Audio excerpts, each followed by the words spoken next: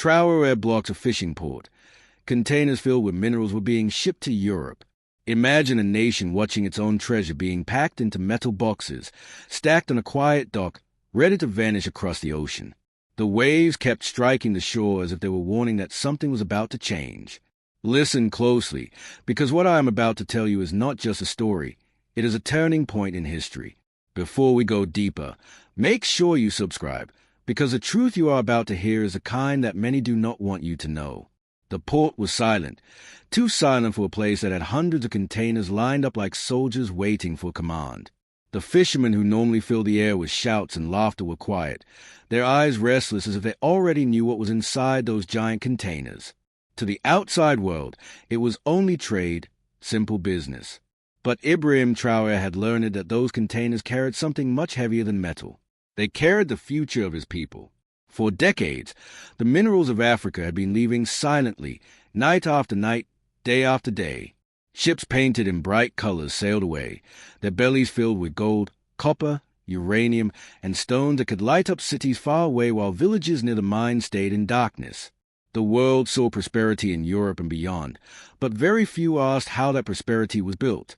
Traoré asked, and when he asked, he did not stop. That is why he stood that morning at the fishing port, his eyes fixed on the rows of containers, his heart beating like a drum of war. Men in uniforms tried to assure him, "It is all legal, Mr. President. These shipments have paperwork." Their voices carried the weight of fear, because they already knew what was coming. Traoré stepped closer, his boots heavy on the dock, and with every step, whispers spread among the workers. Some were nervous, some were excited, but all of them felt something unusual was about to unfold. He ordered the containers to be checked. At first, no one moved. They looked at one another, waiting for someone else to take responsibility. Then, with a single sharp command, the locks were broken. As the doors creaked open, a strange silence spread over the port. What they saw inside was not simple cargo. It was wealth beyond imagination, stacked like lifeless rocks, ready to be shipped away while millions of citizens struggled with hunger and poverty. The men who managed the port lowered their heads. They knew this discovery could change everything. The silence of exploitation had finally been broken. For the first time, someone in power was refusing to look away. But Traoré was not done. He knew that stopping these shipments meant declaring war, not with weapons, but with truth, with resistance, with courage. And as the containers stood open, their secrets exposed, a storm began to form, not in the sky, but in the hearts of the people watching. They were no longer silent. The storm in the hearts of the people spread faster than the sound of the waves. Word traveled from one fisherman to another, then to the crowded streets, and soon entire neighborhoods whispered about the containers at the port. Mothers carrying water jars paused to ask questions. Young men working in markets stopped to listen. The discovery was not just news. It was a wound opening in front of their eyes. For years, they had suspected that their soil was being emptied, but suspicion had always been silenced by officials with practiced smiles and well-written excuses. This time, there was no excuse. The truth stood in the open, glittering inside those containers, undeniable and raw. Traoré did not raise his voice, but his words carried further than any shout. He told the officers present that no ship would leave the dock that day. His order was final, unshaken by threats or promises. The guards at the port shifted uneasily, aware that defying him could cost them their positions, but obeying him could make them enemies of powerful foreign companies. Every man present understood the gravity of the moment. It was not only about minerals, it was about dignity, about who truly owned the future of the land. Behind the scenes, phone calls were already being made.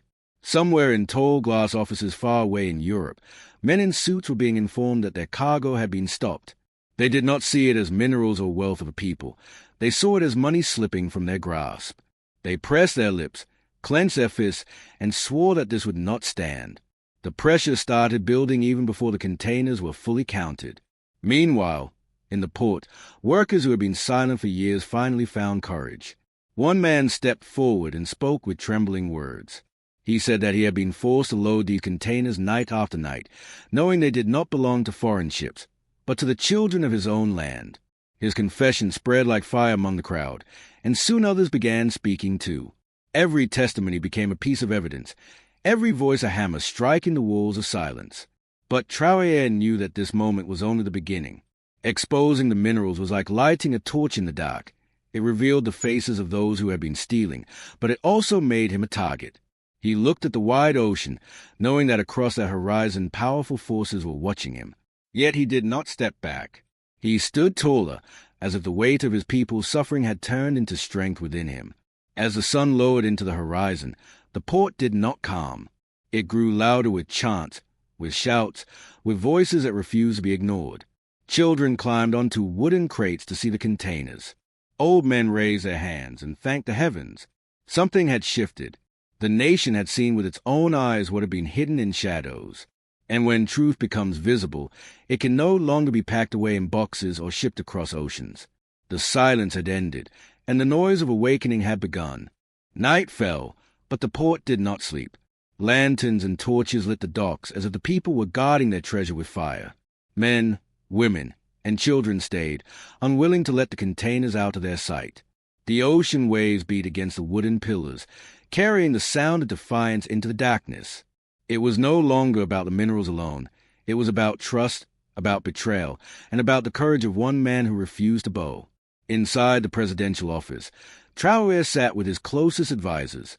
Their faces showed both fear and hope. Some whispered that foreign powers would strike back, perhaps through sanctions, perhaps through hidden plots. Others said this was a moment to rally the nation, to remind every citizen that the wealth beneath their feet was not meant to vanish into foreign hands. Traoré listened in silence, his hands folded, his eyes burning with a determination that no warning could weaken. He had seen too much to turn away now. While the port burned with voices of the people, in European capitals a story exploded like a spark in a dry forest. News reached the offices of mineral companies, where anger rose like smoke. For them, every delay meant millions lost. Every refusal meant contract broken. Calls were made to diplomats, instructions whispered to allies. Some argued for negotiation, others demanded punishment. But none could ignore that a small country had done what many larger nations had never dared to do, stop the flow of resources at the source. Back at the docks, the people grew restless, hungry, but they refused to leave. Fishermen brought baskets of food from their homes. Mothers shared water with strangers, and elders told stories of past generations who had suffered while riches left their soil. The crowd began to chant not only for Traoré but for freedom itself. Their voices shook the night, carrying into the distance like a drumbeat of a rising revolution. Yet among the cheering crowd stood men whose eyes did not shine with pride but with calculation. They were agents of those who benefited from the silent trade. They watched carefully, noting every detail, every weakness, every opening. They had no loyalty to the land. Their loyalty was bought and paid for by those who waited across the ocean. For them, the containers needed to move, no matter the cost. Traoré knew betrayal could be near, but he also knew fear was no longer an option. He walked among the people that night, not as a distant leader but as one of them. He placed his hand on the shoulders of fishermen. He listened to the cries of mothers, and he looked into the eyes of children who wanted a future brighter than their past. With every step, his presence told the people that he was not hiding behind walls, that he stood with them in the open. The night stretched long, but the people endured. The containers sat still, locked, waiting. The silence of exploitation had ended, but a new silence had begun, one filled with the weight of anticipation. Something was coming, something that would test not only Traoré but every person who stood behind him. Morning broke with a restless sky. The sea was calm, but the air carried tension as heavy as chains. The containers still stood where they had been left, untouched through the night, their metal doors glinting under the rising sun. Around them, the people remained, tired but determined, their voices softer now yet still united. They were not only guarding minerals, they were guarding proof that their nation had been betrayed for generations. And now, for the first time, someone had dared to confront it. Inside the port office, foreign representatives had already arrived. Their suits were pressed, their faces calm, but their eyes burned with hidden anger. They demanded a private meeting with Traoré, insisting that the containers were part of an official trade agreement. They carried folders of papers, contracts written in languages most villagers could not even read.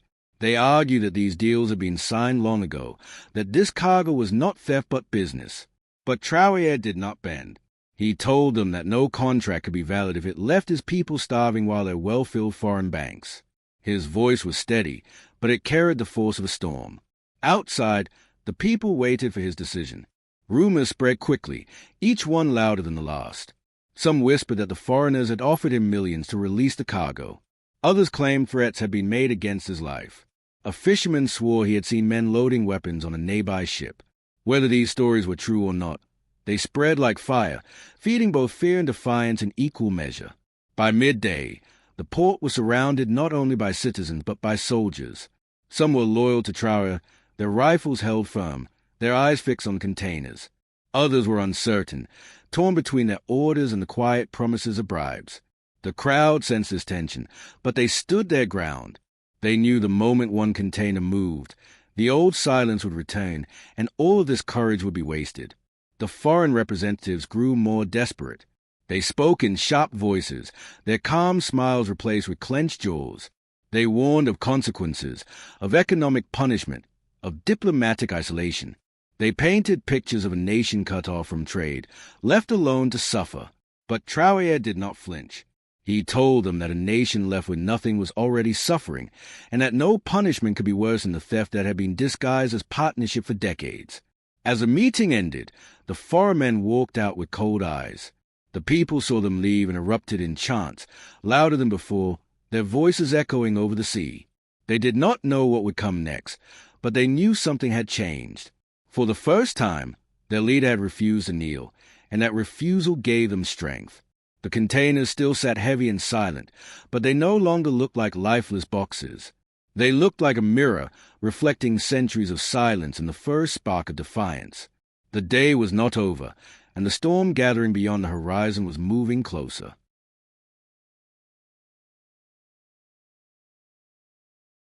The afternoon sun burned high, yet the port grew colder with unease. Every chant, every cry of defiance was met with a heavy silence of waiting ships anchored just beyond the dock. Their flags waved gently in the wind, but their presence was not gentle. They stood as a reminder that power did not rest only in ports and contracts, but also in the steel of foreign navies watching closely from the horizon. The people saw them, and whispers of fear returned. Would those ships move in? Would force be used to silence their voices once again? Traoré did not allow doubt to settle. He stood before the crowd, his voice firm, his words clear. He reminded them that fear was the very tool used to steal their wealth in the first place. He said that if they gave in now, every child yet to be born would inherit the same chains of poverty. His words carried across the dock, into the restless sea, and back into the hearts of his people.